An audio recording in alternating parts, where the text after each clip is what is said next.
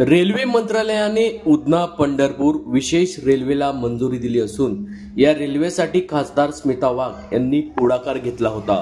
विशेष गाडी 4 व 5 जुलैला पंढरपूरसाठी सुटणार असून तर परतीचा प्रवास 5 व 6 जुलैला केला जाणार आहे।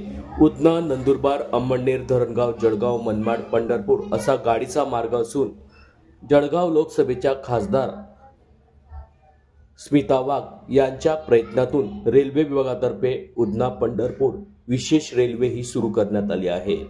आज दिनांक 21 जून रोजी दुपारी 4 वाजता ही माहिती माध्यमांना प्राप्त झाली आहे।